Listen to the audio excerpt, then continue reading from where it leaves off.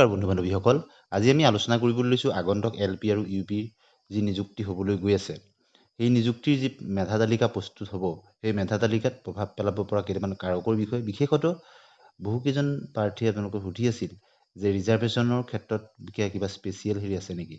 আপোনালোকে যিখন district wise category অৰ্থাৎ মিডিয়াম ৱাইজ যিখন ভেকেঞ্চি লিষ্ট ওলাইছিলে তাত আপোনালোকে নিশ্চয় unreserved OBC MOBC SC ST plains ST hills PWD T tribes এনেকুৱা ধৰণৰ ৰিজাৰ্ভেশ্যনৰ কিমান কেটেগৰী কিমান পোষ্ট আছে দেখিছিলে আৰু মিডিয়াম ৱাইজো তেনেদৰে ভাগ ভাগ হৈ আছিলে আৰু LP ক্ষেত্ৰতে হওক বা আপাৰ প্ৰাইমেৰী ক্ষেত্ৰতে হওক সেইখিনি দেখিছিলে।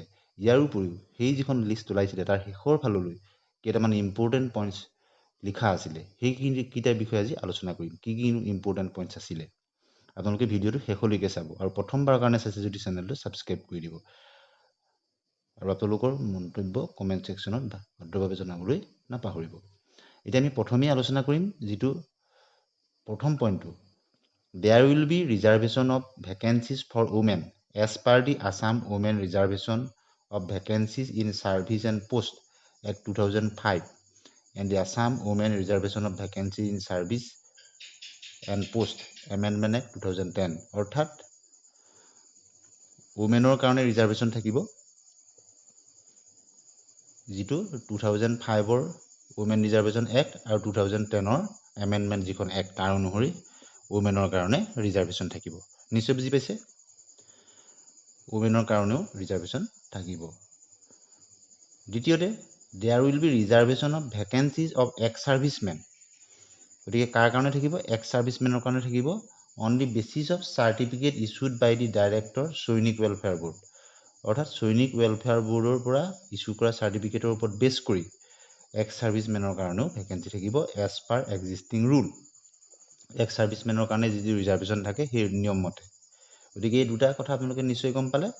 ওমেন ৰিজাৰ্ভেশ্যন থাকিব যিখিনি আপোনালোকে তালিকাত দেখাৰ, ইয়াৰ উপৰিও ওমেনৰ কাৰণে ৰিজাৰ্ভেশ্যন থাকিব আৰু দ্বিতীয়তে এক্স ছাৰ্ভিচমেনৰ কাৰণে ৰিজাৰ্ভেশ্যন থাকিব। আৰু 3 নম্বৰতে লিখিছে বা এইখিনি বাৰু অনলাইন ছাবমিশ্যন কৰাৰ বিষয়, এই দুটা বিষয় আপোনালোকে নিশ্চয় বুজি পালে। এই দুটা খুব উল্লেখযোগ্য পইণ্ট। গতিকে ইয়াৰ উপৰিও কিছুদিনৰ আগতে মুখ্যমন্ত্ৰীয়ে ঘোষণা কৰিছিলে যে চাকৰি নথকা পৰিয়ালৰ কাৰণে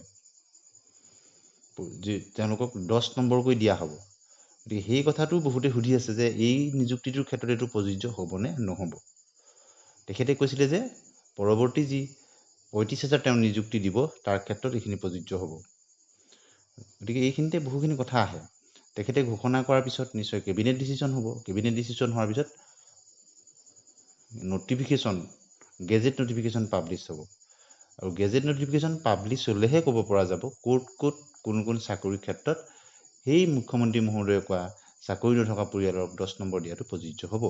গতিকে এতিয়াই ক'ব পৰা নহ'ব এই 10 নম্বৰটো এতিয়াই দিবনে নিদিব, কিয়নো যিহেতু বিজ্ঞাপন বহুদিনৰ আগতেই প্ৰকাশ পাইছিলে, বিজ্ঞাপনৰ পিছত অনলাইন আবেদন হৈ গ'ল আৰু মুখ্যমন্ত্ৰী মহোদয়ে ঘোষণা কৰাৰ পিছত তেখেতে নিশ্চয় এটা প্লেন কৰি কৈছে। গতিকে LP UPৰ ক্ষেত্ৰত বা ADR ক্ষেত্ৰত এই 10 নম্বৰ দিয়াটো প্ৰযোজ্য হ'বনে নহ'ব তাৰ কাৰণে আমি কিছুদিন অপেক্ষা কৰিব লাগিব, কিয়নো তাৰপিছত কেবিনেট ডিচিশ্যন হ'ব লাগিব। কেবিনেট ডিচিশ্যনৰ পিছত গেজেট নটিফিকেশ্যন পাব্লিছ হ'ব লাগিব। এই সম্পৰ্কত শেহতীয়া আপডেট পোৱাৰ লগে লগে আপোনালোকক জনাবলৈ চেষ্টা কৰিম।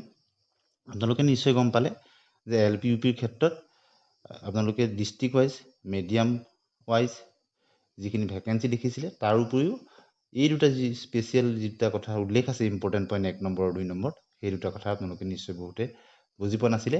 গতিকে এজ পাৰ গভৰ্ণমেণ্ট ৰুল ওমেনৰ কাৰণে ৰিজাৰ্ভেশ্যন থাকিব আৰু দ্বিতীয়তে থাকিব এক্স ছাৰ্ভিচমেনৰ কাৰণেও ৰিজাৰ্ভেশ্যন থাকিব। আৰু তৃতীয়টো মুখ্যমন্ত্ৰী মহোদয়ে যিটো কৈছিলে যে চাকৰি নথকা পৰিয়ালৰ কাৰণে 10 নম্বৰ দিয়াৰ ক্ষেত্ৰতো এই কথাটো এতিয়াই স্পষ্টকৈ ক'ব পৰা নহ'ব, কিয়নো ঘোষণা কৰাৰ পিছত কেবিনেট ডিচিশ্যন হ'ব লাগিব।